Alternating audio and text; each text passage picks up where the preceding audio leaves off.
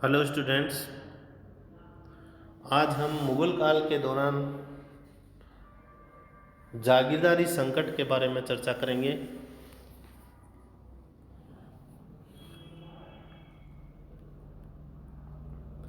जागीरदारी मनसबदारी का एक आवश्यक अंग था,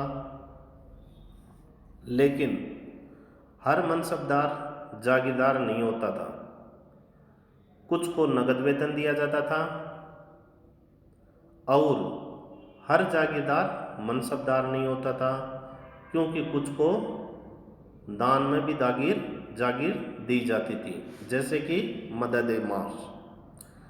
सामान्य तौर पर मुगल शासकों ने अपने अधिकारियों को नगद वेतन यदि नहीं देने की नीति अपनाई तो यह उनकी अपनी एक प्रशासकीय सीमा तो थी ही, लेकिन इसका एक युगीन कारण भी था। भारतीय समाज में ग्राम्य स्तर पर धनी किसानों और जमींदारों में शासन से असहयोग करने की प्रवृत्ति थी। शासक का मूल विदेशी या उनका धर्म, उनकी भाषा, उनकी संस्कृति आदि का भी स्थानीय लोगों से मेल नहीं था। ऐसे में शासन का सुचारू संचालन और राजस्व की नियमित वसूली को संभव बनाने के लिए अकबर ने बहुआयामी नीति अपनाई।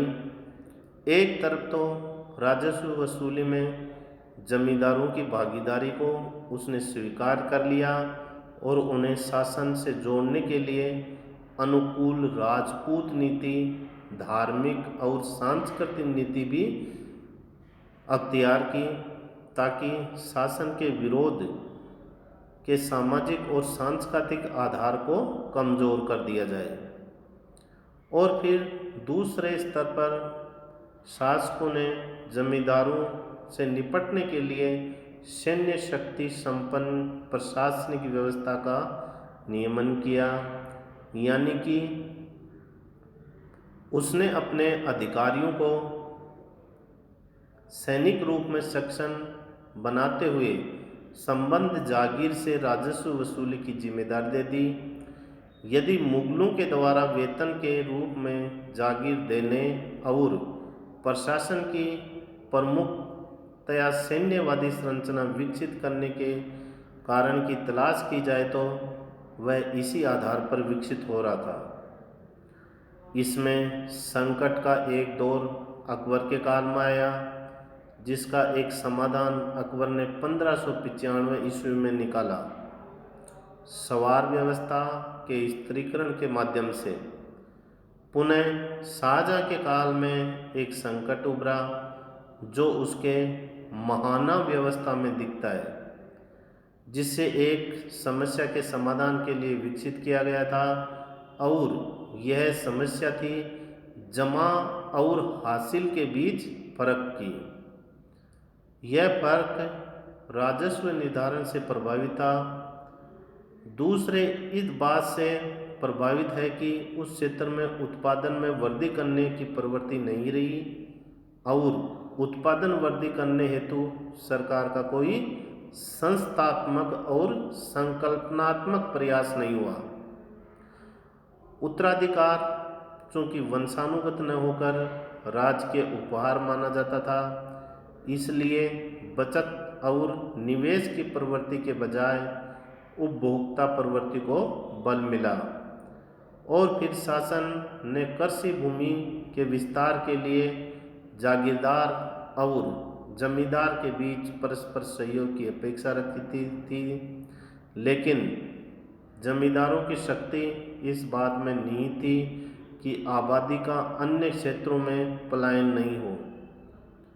इसके परिणाम स्वरूप उत्पादन में वृद्धि नहीं हुई। तीसरे, विद्रोहों ने भी समस्या पैदा की।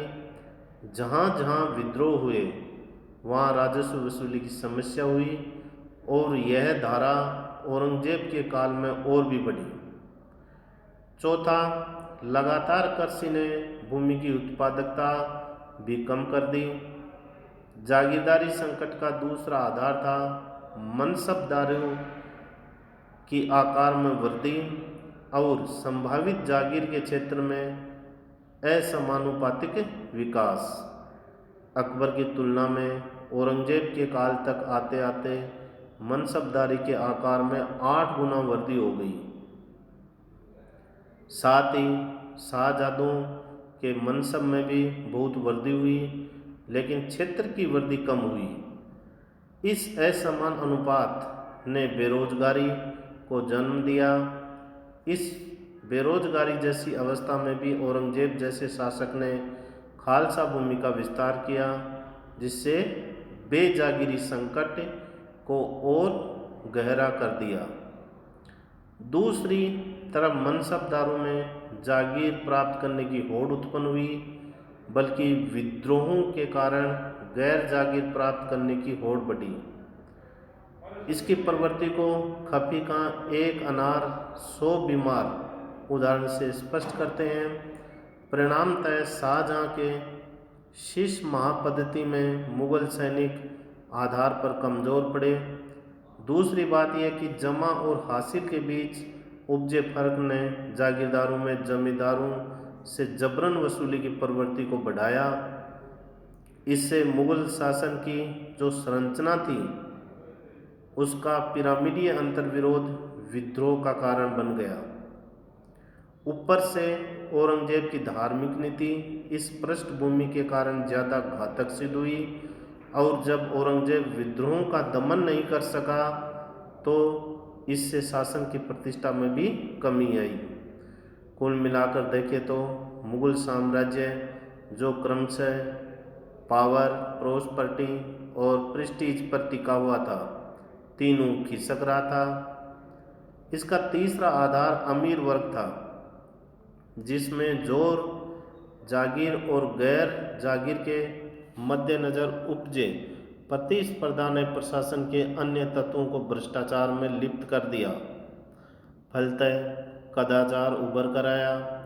इस तरह से मुगल शासन व्यवस्था की जो विरासत औरंगजेब को मिली थी, उसमें कई पतनकारी लक्ष्य भी विद्यमान थे, और औरंगजेब ने पतन में दोहरी भूमिका निभाई। एक तो उसने पूर्व से चली आ रही जटिलताओं को और भी बढ़ा दिया, जिससे दूसरे अपने राजपूत, मराठा और धार्मिक नीति का कारण उसने विरोध के मोर्चों को और भी जुझारू बनने का एक अवसर प्रदान किया।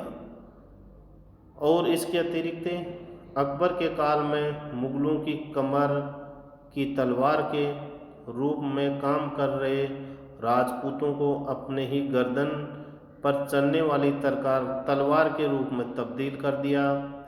यही पृष्ठाधार औरंगजेब ने अपने उत्तराधिकारियों को दिया, और उसके बाद 50 वर्षों के अंतराल में ही मुगल शहंशाह समर्थ नहीं रहे। वो अपनी गद्दी पर बैठने की हिम्मत जुटा सकें। ऐसे में 1803 ईस्वी में ईस्ट इंडिया कंपनी के द्वारा दिल्ली पर कब्जा कर लिया, और 1857 के विद्रोह के बाद बहादुर शाह जफर की मृत्यु तक जारी मुगल वंशावली उन मुगलों का प्रतिनिधित्व नहीं कर सकी जो धारा औरंगजेब तक नजर आती थी। धन्यवाद।